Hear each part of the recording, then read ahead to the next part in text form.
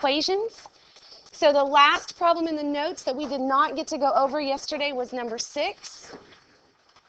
So we're going to quickly set this up, and then I'm going to see if you can solve it on your own, and then we'll check our answers.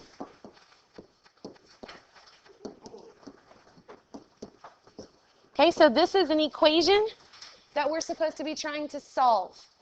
It says we have obviously 2 matrices that are being multiplied.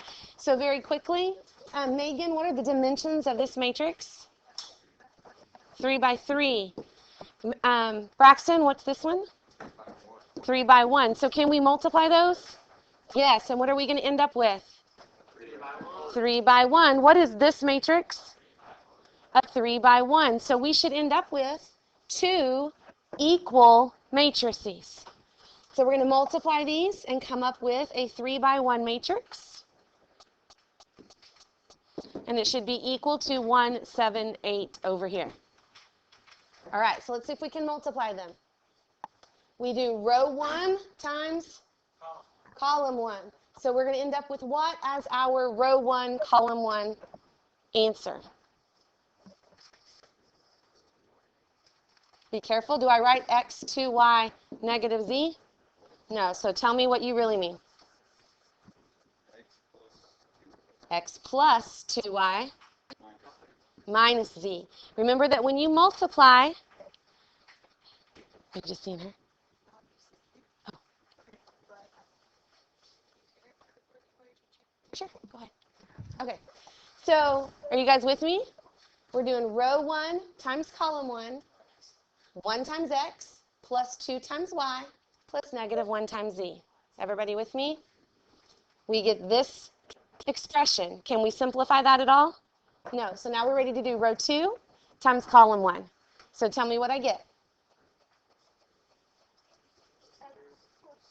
Go ahead, Allie. X plus 3y plus 2z. All right, last one. Row 3 times column 1. Let's go, Avery.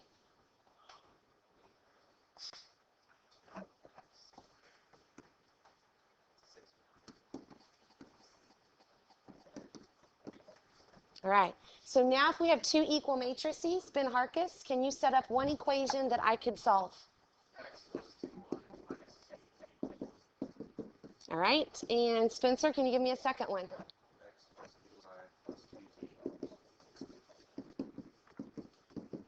All right, and the last one, let's go with Andrew. 2x plus 6y plus z equals 8. All right, we have a system of 3 equations. I'm going to pause here, and I'm going to ask you guys to see if you can solve that system. To go over this one, number 1, the matrix part, I think you guys all got pretty easy. Would you agree with the matrix part was pretty easy?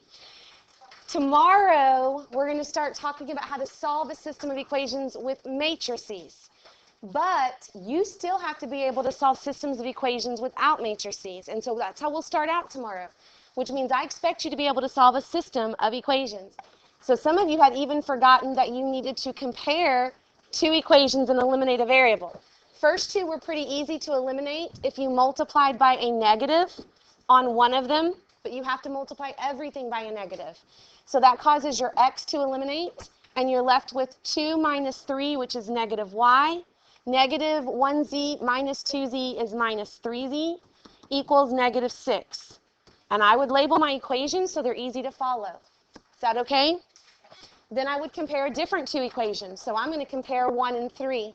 I'm going to multiply the top one by a negative 2.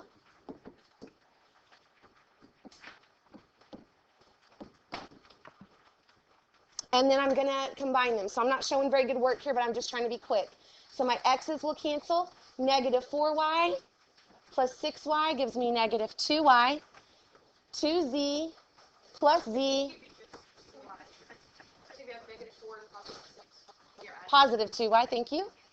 And 2z plus z is 3z.